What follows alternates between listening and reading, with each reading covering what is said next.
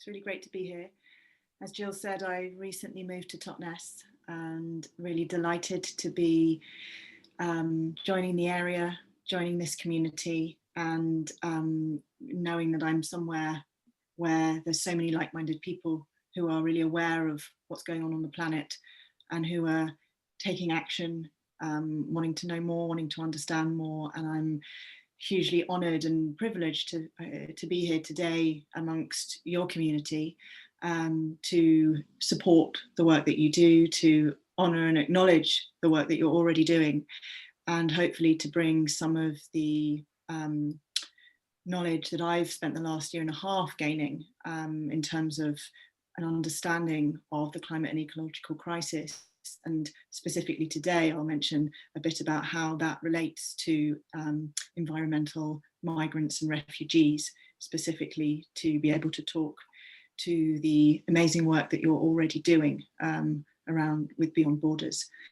So I'd like to start. I'm going to share my slides.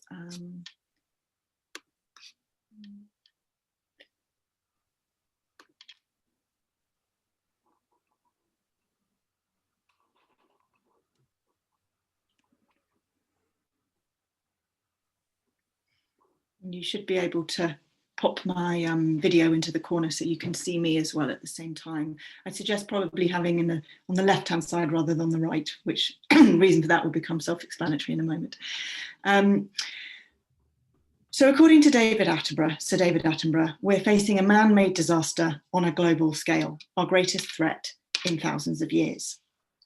Now, my journey into finding out about this threat and about what's actually going on our planet started perhaps in a way that might be similar to some of you here, which is that I started knowing very, very little. In fact, being pretty skeptical about what's going on and whether it's really that bad. My journey into finding out the truth came through supporting my wonderful partner, Kim Wei. He and I have just moved in together this weekend in Totnes, which is why I moved to Devon, because he's been based in Devon. His pronouns are he, him. As you can see, he is transgender, non-binary transgender, goes by the pronouns he, him. So I come from London. I've lived in London pretty much my whole life, but recently relocated to Devon, partly to be with Kim Wei and partly to because I've always really wanted to live down here. Anyway, so my introduction to understanding what's going on the planet came just nearly 2 years ago now, in April 2019, when I went to the second Extinction Rebellion protests in London to support Kim Wei, he's a fantastic musician. He's the Grand Bard of Exeter, actually, singer-songwriter and poet and spoken word artist, speaks regularly on BBC Radio Devon, has a slot on every other Thursday night talking about the pandemic and 2020. And as a musician, he was playing in the samba band. So I went along to support him, and he was doing fantastic work, and I was really proud of his dedication to this sort of cause. And he was also singing songs on the infamous Pink Boat in the middle of Oxford Circus, and reading out some poems and some prose about climate change. And I was, of course, very proud of him, but for myself, I was thinking, this is a little bit uncomfortable. I was surrounded by signs and banners saying mass extinction, societal collapse, civil unrest, ecosystem breakdown. And I was sitting there thinking, is this really true? Is it really this bad? And what was in my mind was three things, really. First of all, I was like, surely it's not this bad. If it were really this bad, the people in charge, the government, would be doing something. They would be taking actions. Even if it is this bad, I'm sure it's going to be okay. How naive I was. Secondly, I thought, okay, if it were really this bad, then the media would be absolutely telling us about this night and day. It would be top of the bill on every news report. It would be front page of every newspaper. It isn't, so surely it's not that bad. And thirdly, and this is a more personal reason, I myself, as a former research scientist, I've got a PhD in cancer research, molecular biology, degree in natural sciences from Cambridge University. I now work as a science communicator. I've been a maths and science teacher. And as a science communicator, I spend my life giving talks, doing interviews on TV and radio, speaking about lots of different cutting edge science topics to a pretty broad audience. And I've got quite a large public following and a big platform. And I thought, perhaps somewhat arrogantly, or maybe just misguided, that if someone like me hasn't been called upon to talk about this, to write about it, I've got best-selling books that I've written on helping the public to understand science. I was like, well, if it hasn't crossed my radar as a science communicator, it can't be that bad. Again, how wrong and naive I was. So given that I have quite a public profile and a large platform, and people trust me, I have a big following on Twitter and on Facebook, Instagram, I was like, well, I can't really be kind of letting people know that I'm here at these protests unless I really, stand behind what I'm here supposedly supporting. So I made it my mission to get to the bottom of the truth about what's actually going on the planet. Now, this is something that's really important to me generally, is finding out the truth. I'm autistic, and my mission and my passion in life has always been understanding the truth and helping others to understand the truth. That's really what drives me, not unlike Greta, I suppose, who Jill mentioned earlier. So, given my background in science, I've done research, I know how to study and I know how to research information.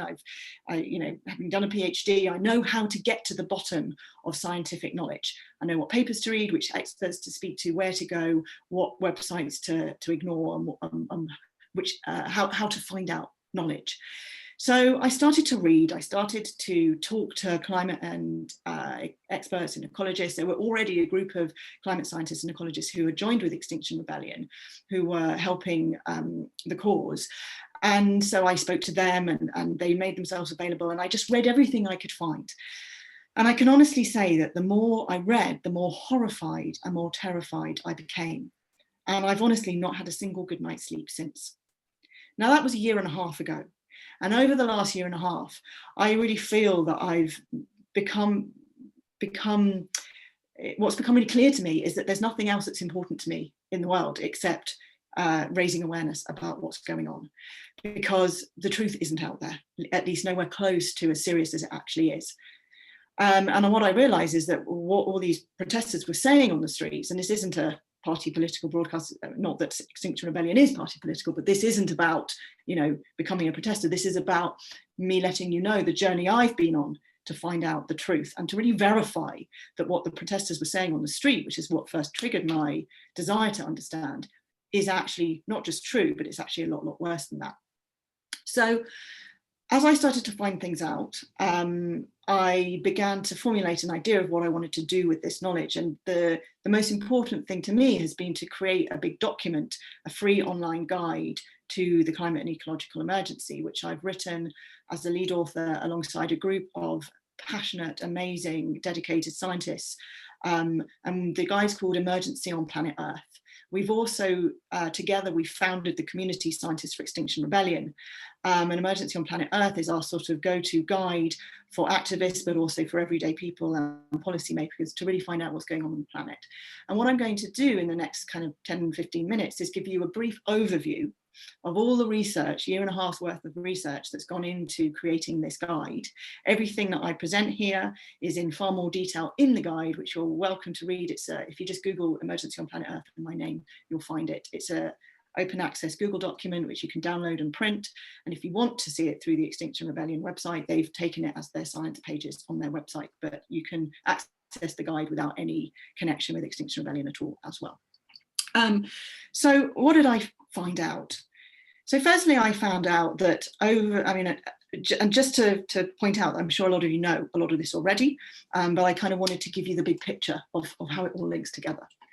So I found out that the 4 hottest years have been in the past 4 years, and 19 of the 20 hottest years since records began have been in the last 20 years. And you can see here, these stripes represent each year from 1850. It's really clear that the years are getting hotter. I'm aware that there's a question in the box, and I'll come to questions. I'm going to speak for a little bit and then come to questions in a moment.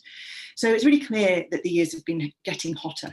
If we put this in context, since the year 0, we can see that there's been fluctuations. Temperature goes up and down. Of course, climate deniers and skeptics will say they'll cherry pick an area where actually temperatures go down for a year or so. But actually, overall, we're looking at the overall trend.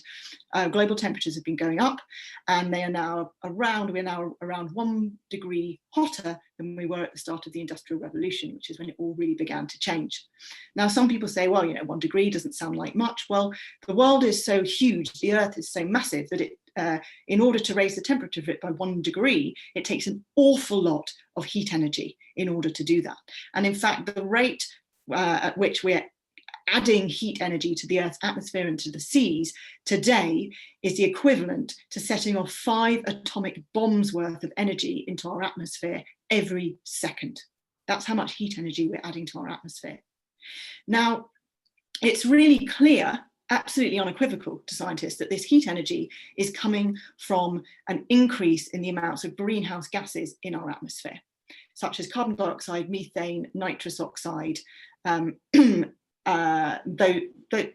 vapor is also greenhouse gas, but that's something that balances itself out. So it is absolutely unequivocal now that this is human caused. So since the start of the Industrial Revolution, we've been burning fossil fuels. Fossil fuels give out carbon dioxide. Carbon dioxide adds to this sort of fluffy blanket in our atmosphere of greenhouse gases that keep us warm at night. Without greenhouse gases, we'd all be dead.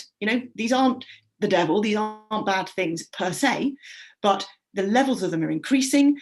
That traps heat that radiates from the Earth and warms up the atmosphere, and we're getting too hot. It's not just carbon dioxide, it's also methane from the farts and burps of cattle. Methane is a very potent greenhouse gas, and we've been farming more and more sheep and cows, particularly in huge quantities, particularly in the last 150 years. And it's also nitrous oxide, very potent greenhouse gas that comes from animal waste, which we've got more and more of because of our farming practices, and also from chemical fertilizers, which we use for intensive agriculture. There has now been shown that there is a human fingerprint on the carbon dioxide in our atmosphere and on climate change itself. What that means is it's absolutely doubtless now that the carbon dioxide that's being released from the fossil fuels is the same as that carbon dioxide that's building up in the atmosphere, which is the same as the carbon dioxide that's trapping the heat and making us warm up. It's also been looked at whether there's various other natural phenomena that people say, well, maybe it's that's causing the warming, maybe it's volcanic eruptions, maybe it's sunspots. That's absolutely not true. It's been categorically shown that they have negligible impacts on the heating of our Earth. And just to really sort of ram this home, if we look at carbon dioxide levels over the last 800,000 years, we can see that carbon dioxide levels today are far, far higher than they've been in at least the last 800,000 years, and in fact, in 3 million years. And yes, some skeptics say, okay, well, carbon dioxide levels do change naturally. Yes, you can see on this diagram that they do.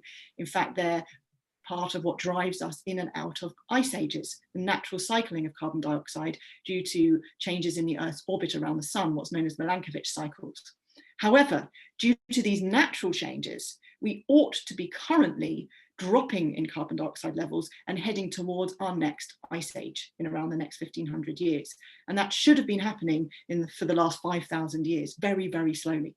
But actually what we're seeing is that carbon dioxide levels are shooting up hundreds of times faster than they've ever risen in the last 800,000 years, even coming out of ice ages. And they're shooting up far, far, far, far higher than they've been in the last 3 million years. So what is happening? So it's unequivocal that it's us that's causing global warming. So what's happening as a result of global warming? Well, first of all, we're having a huge increase in the severity and the frequency of extreme weather events. You can see here that extreme weather events have doubled since the 1970s to 2010. Since 2000 till now, they've also doubled. That's recent data from the UN. And why is this happening? Well, all this extra heat in the Earth's atmosphere, first of all, that causes not just a global average increase in temperature, but some areas get much hotter than others. For example, the poles get even hotter, which is a travesty. That's terrible because that's where it needs to be coldest. But also it means that we get increased prevalence of heat waves and of prolonged hot periods. And those are very, very dangerous and very damaging. And in fact, it's been shown that 95% of heat waves have been made more frequent or more severe due to climate change.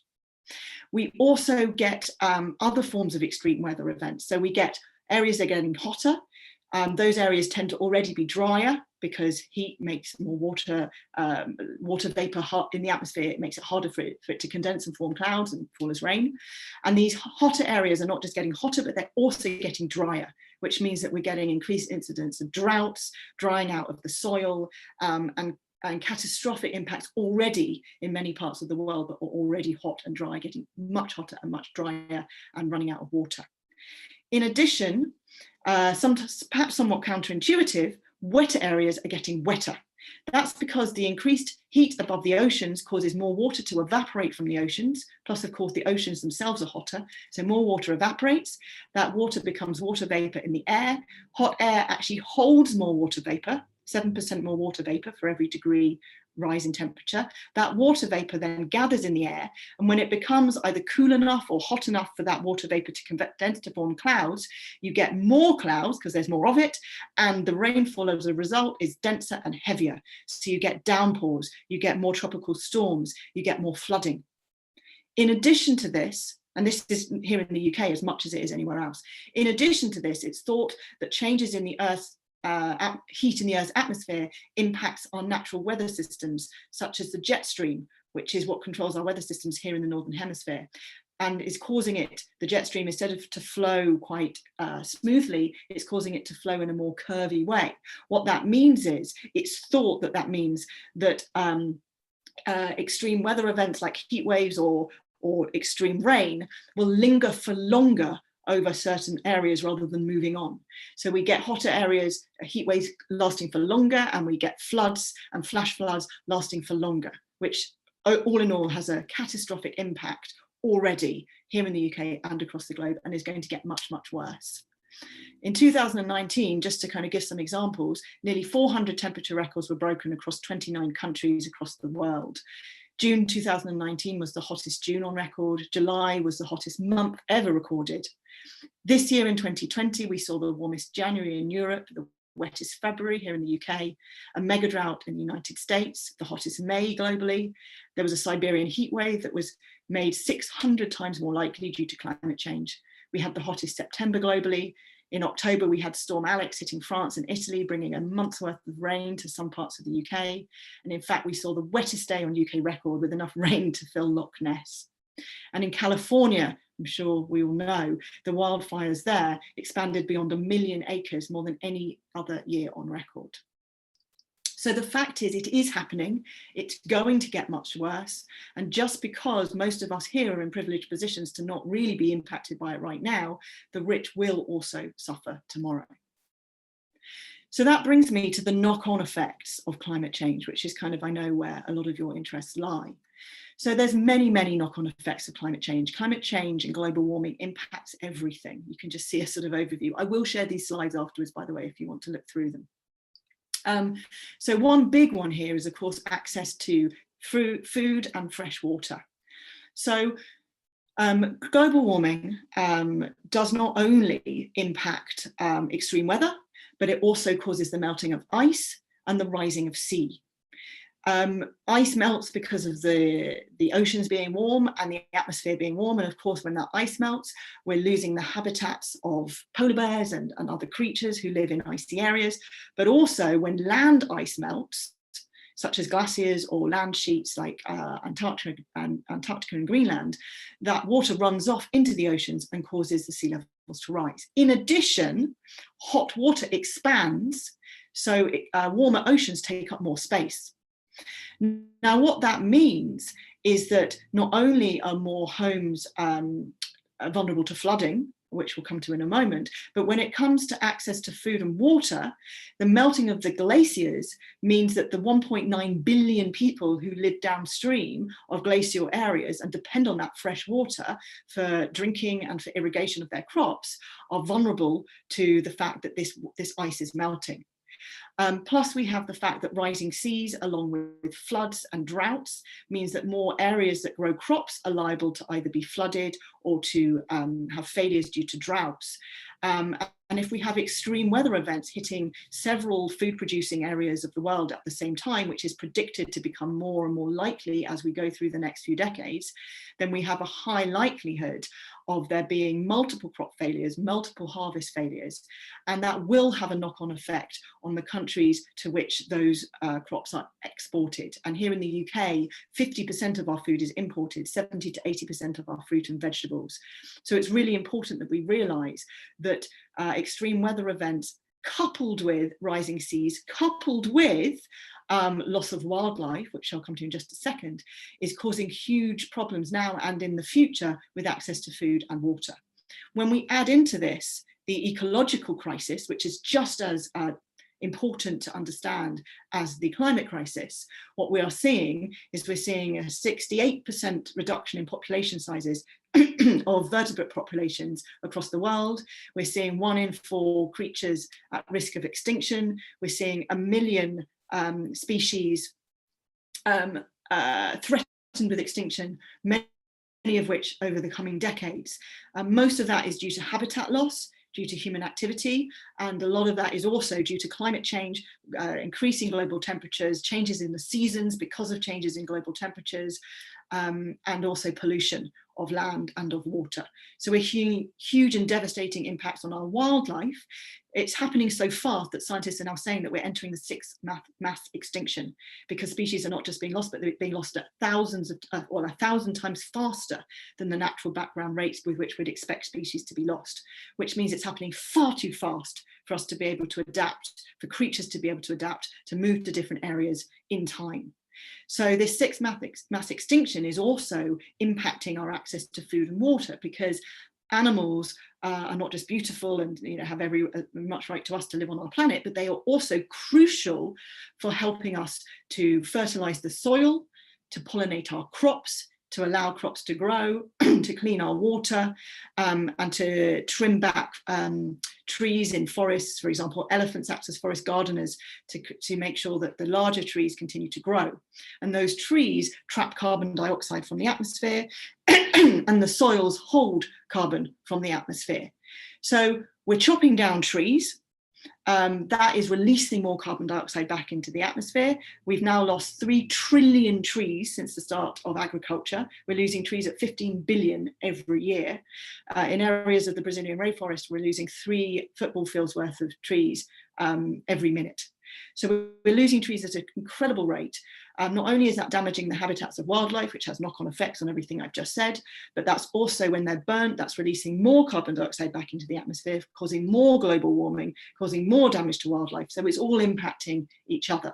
In addition, as we do intensive agriculture, we churn up the soils, we repeatedly plough the soils, or we compact them using heavy machinery or farming livestock.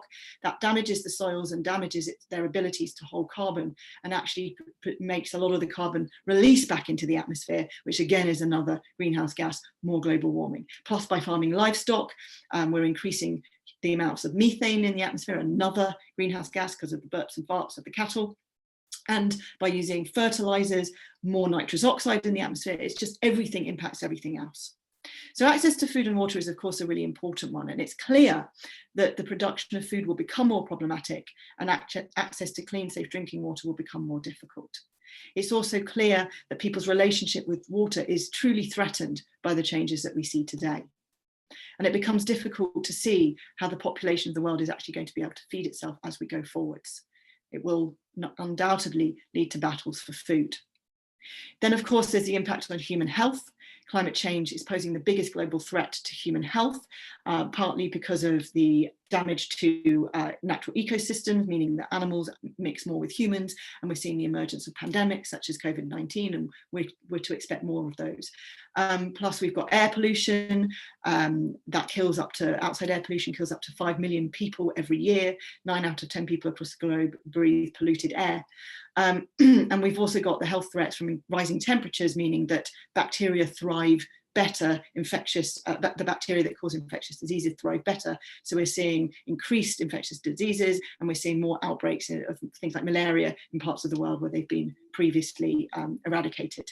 And this really is a medical emergency just as much as it is a climate emergency. And now, of course, just to bring us on to finally, the area that I know that you're all most interested in is mass displacement. So climate change in the first 6 months of 2019, climate change caused extreme weather events, caused the displacement of a record 6 million environmental migrants.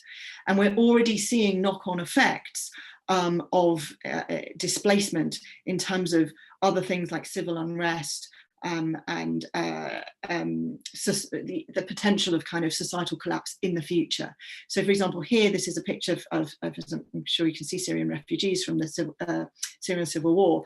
And that's just one of the key examples that can be linked to climate change. So it's thought that a drought in Syria caused far more farmers to have to move into the cities, so mass migration into the cities, and that was one of the key triggers, it's thought, to trigger the civil war. We've got some other examples of how things link together. So, for example, the Russian heat wave in 2010 led to not enough harvest, therefore food prices went up in Tunisia, and that's thought to be a key contributor to the Arab Spring. And floods in Thailand in 2011 led to reduced production of computer parts because of the flooding, and that meant that computer sales in Europe had to go on hold. So you can see how everything links up. Because of hurricanes in Houston, house prices are falling because they keep being damaged. Insurance companies won't insure them. People get stuck there in houses that just keep on being flooded. And eventually that will, if that keeps happening, it will keep happening in other areas, lead to mass migration as well. We've got increased sea sturges and storms leading to insurance firms in the US already saying they won't cover coastal homes. Then either taxpayers are forced to cover the costs, so that has a knock-on impact leading to financial instability, or again, the house prices go down, we get stranded assets, and that could trigger a financial crisis. And that also will mean that the tax intake in these areas would go down, local businesses would be forced to move away, and ultimately the area would fall apart. So just finally to say, where are we heading? Well, we're currently on our global greenhouse gas levels are continuing to rise. They are not fall. In the UK, they're falling in the power sector a little bit due to moving from coal to gas, but that's not good enough. They need to fall a lot more and a lot faster. Global greenhouse gases are continuing to rise, and we're on course to hit 1.5 degrees heating around 2030 and 2 degrees heating around 2050. That's the time by which we're supposed to get to net zero 2050, and we're supposed to have guaranteed to stay below 2 degrees, which the Paris Agreement said was dangerous heating. We're absolutely on the opposite trajectory. We're on course to get to 2 degrees by 2050 and around 3 degrees by the end of the century. And the UN has said the Earth will become an uninhabitable hell for millions of people. We risk damages on a scale larger than the 2 world wars of the last century, according to Lord Nicholas Stern. We're risking extended world war, hundreds of millions, probably billions of people would have to move. And just again, to finally bring this specifically to mass migration, by 2050, it's predicted that sea level rise will result in annual flooding of land currently home to 300 million people who'll be forced to move. The World Bank has estimated there could be 140 million people just in sub-Saharan Africa, Latin America, and South Asia will be forced to move due to climate change as a result of extreme weather, flooding and crop failures. And according to a different study, by 2050, there could be up to 200 million environmental migrants locally. Of course, there's lots of discrepancy in the figures, but you get the ballpark here. Most displacements occurring within nations or on bordering countries.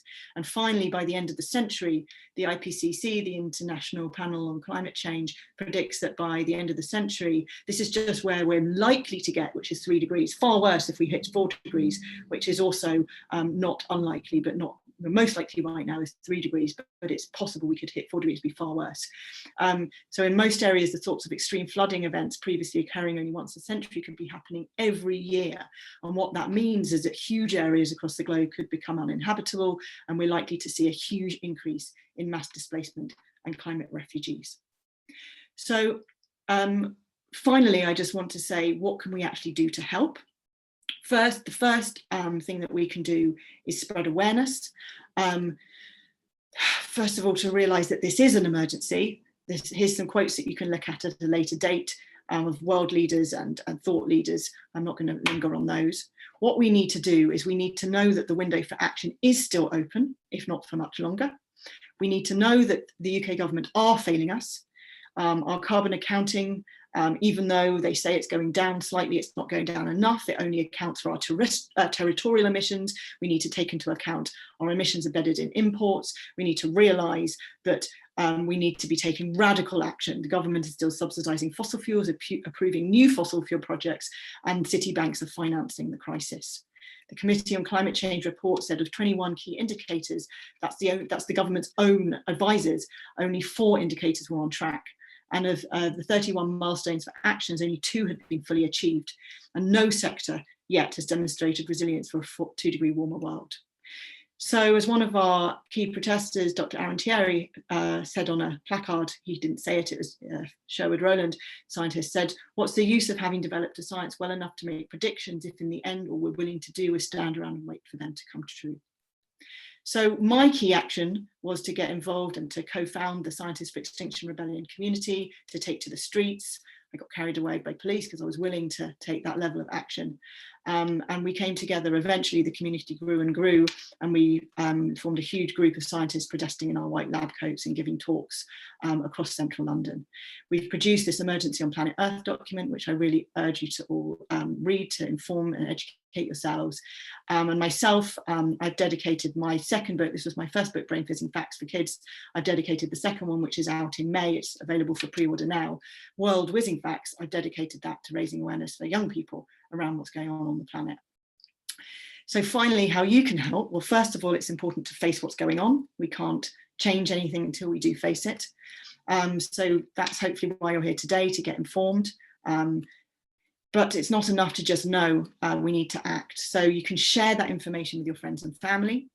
But no matter how strong your opinions are, we need to use our power for positive change, which I know that you're all doing already, which is why I'm so inspired to be here speaking to you all today. So you can raise awareness by telling everyone else what's going on. You can make whatever personal and professional changes you can, but being aware that we cannot do this alone. Yes, we can switch to a plant-based diet. Yes, we can stop driving our cars and use public transport. Yes, we can insulate our homes and switch to a green energy provider. And yes, we can certainly stop flying, which is really, really important if any of us actually still do fly anymore. And very important, you can write to your MP to ask them to back the Climate and Ecological Emergency Bill, which will put climate change into legislative law. Again, I'm not going to read out this slide, but it's here for anyone who wants it when I share the slides. That's the objectives of the bill. Please do write to your MP and get involved. And finally, if you wanted to, you could do like I've done and join a protest group and turn that fear into fuel. As Christiana Figueres said, it's time to participate in non-violent political movements wherever possible. Civil disobedience really does work. It worked for the suffragette movement, Emily and Pankhurst getting arrested. It worked for Gandhi in the hunger strikes. It worked for Rosa Parks in the American Civil War. And what civil disobedience does is it allows us to express dissent from the status quo, to remind onlookers that it's possible to not obey. Because otherwise we're all just sitting around and giving each other the unconscious instruction to keep calm and carry on. We need to see others taking action, sometimes, often. Psychology tells us we need to see others taking action in order to believe that we can too. It's really true that all other methods have failed. We've signed petitions, we've written to MPs, we've done rallies and marches. So what we now need to do is to challenge the bad laws that have allowed this to continue. Protest groups are not here to be liked. That's certainly something that's I've found really important to realise. The aim is to change the conversation, to turn unthinkable and radical ideas for change into sensible and even popular opinions so that policy can actually change. And it is working. Boris Johnson has said that the Extinction Rebellion are right to raise the alarm. On the other side, Labour MP John McDonnell has says that we've successfully raised the profile of climate threat and focused people's minds. And the public concern, the most important thing, has really skyrocketed since the protests, and generally since awareness has been raised. It's now at 27% people, 27% of people, this was even a year and a half ago, said that climate change was one of their key things they're most concerned about. So finally, we need to challenge, however we want to do it, whether it's through protest groups, whether it's through joining other movements like Greenpeace or Friends of the Earth, whether it's the work that you're doing around refugees, whether it's raising awareness, using your platforms to talk about this stuff. We need to challenge the legitimacy of our current catastrophic business as usual. So if you wanted to get involved with Extinction Rebellion or with any of the other such groups, I've left the information here. But just remember, and again, I'll share these slides, but just remember the difference between what you do and what you're capable of doing, which again, I know a lot of you are already doing, is enough to suffice to solve most of the world's problems. So that's my presentation. I realise I've spoken for quite a while and for a little bit longer than I was supposed to, so I apologise for that. I tried to do a summary. This talk's usually about an hour and a half, and I tried to do a summary of it, but I'm not very good at leaving out things that I think are really crucial for people to know. So forgive me for the length, and I will hand over, I think, to you, Jill, to let me know what you would like to do with the rest of this time and how you'd like to use me.